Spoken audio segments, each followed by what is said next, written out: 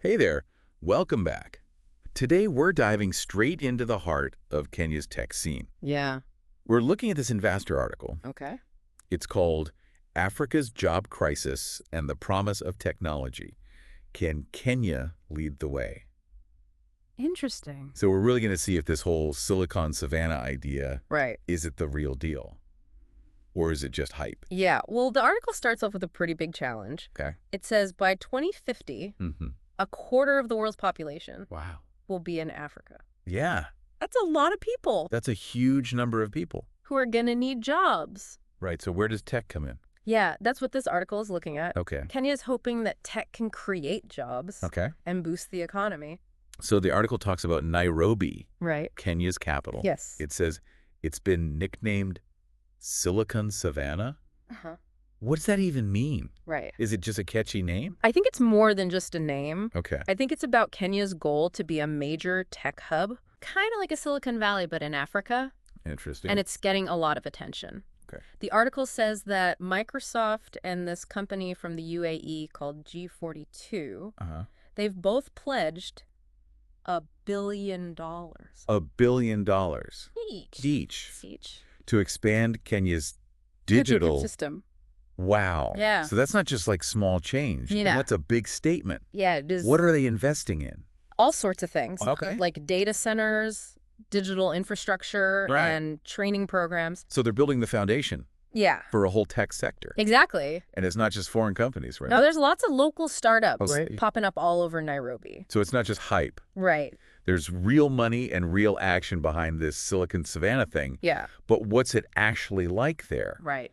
The article mentions this 60 Minutes report. Mm-hmm. That shows a different side to the story. Yeah, the 60 Minutes report looks at the working conditions Okay. in Kenya's tech sector. All right. And they found that while some people have great jobs with good pay, Mm-hmm. others are doing these like really routine tasks, Oh, okay. like content moderation Mhm. for social media, Yeah. and they're facing low wages and burnout. Oh, so it's not all good. No, There's a dark side to all this. definitely. So is it even possible for Kenya to grow its tech sector in a way that benefits everybody? Right. Well, the article mentions a really good point. Oh, yeah. Meg Whitman, Okay. the former U.S. ambassador to Kenya Right. and a big name in tech. I know her, yeah. She urges Kenya to make stronger labor laws Oh, interesting. to protect workers. So someone like Meg Whitman, who has so much experience in the business world, Right. saying, like, Yeah.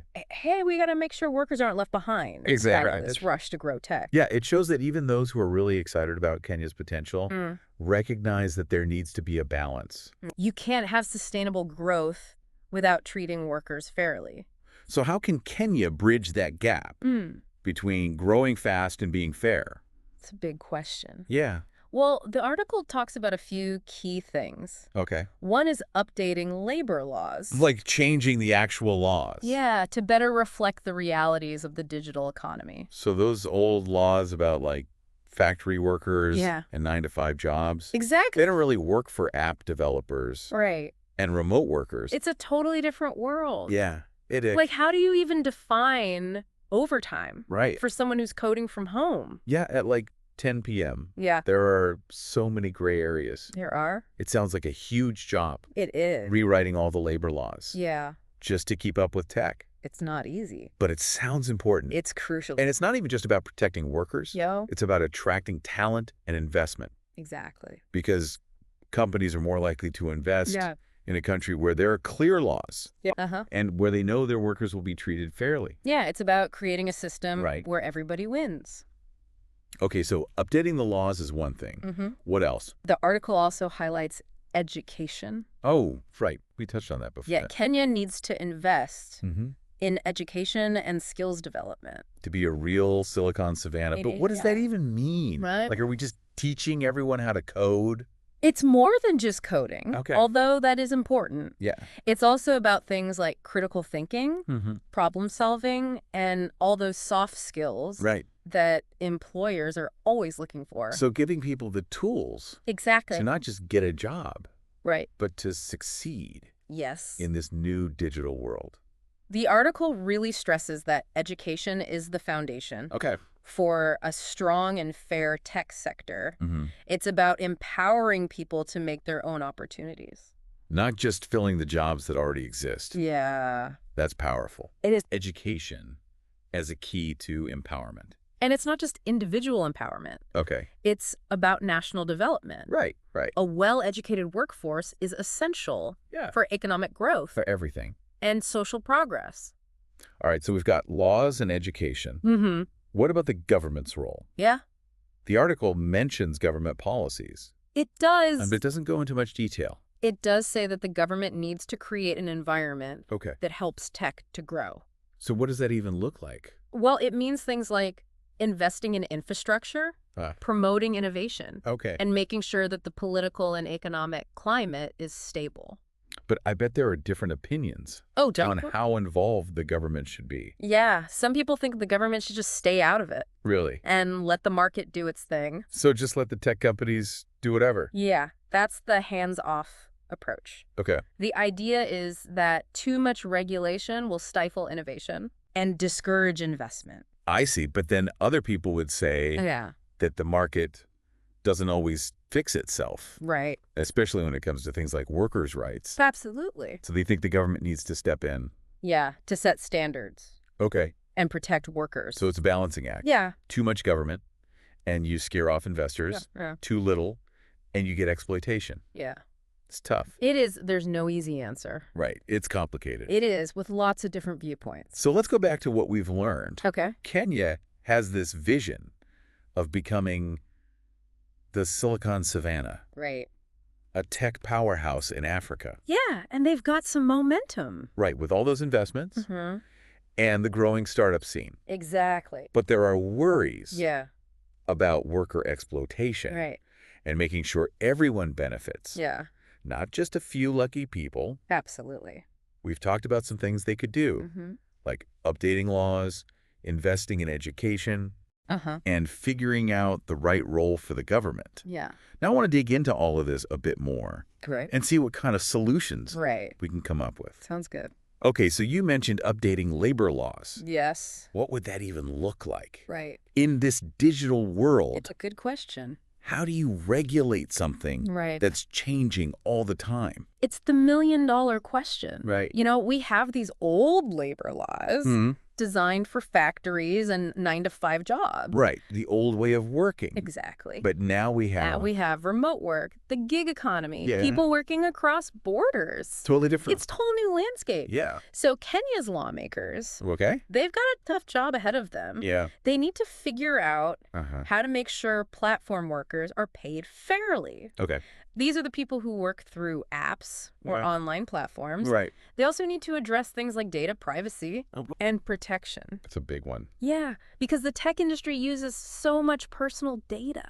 It's like they're trying to hit a moving target. Yeah, technology changes so fast. It does. So we need flexible and adaptable regulation. Right. We don't want to stifle innovation, Okay. but we also don't want workers to be exploited. It's a balance. It is. But who decides where that balance is? Right, that's the question. There must be so many different opinions Oh, absolutely. on how much the government should be involved. There's a whole range of viewpoints. I bet. Some people believe in the hands-off approach. Okay. Let the market regulate itself.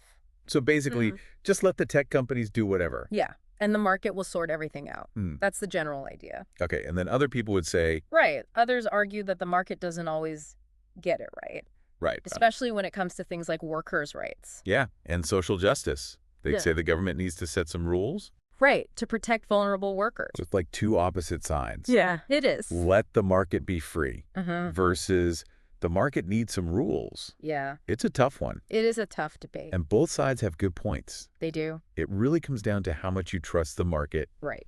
to do the right thing. And how much you think the government should be involved Yeah. in protecting workers and making things fair. Okay, so there's no easy answer there. No, It's complicated. it is. But let's talk about education. All right. We said that Kenya needs to invest in education Yeah. and skills development. To make this Silicon Savannah thing work, Right, but what does that actually look like? well, first of all, Uh-huh. it means everyone needs access to good quality education Okay, from primary school all the way up right. to higher education and vocational training. Yeah, building from the ground up. Exactly. But it's not just about how much education.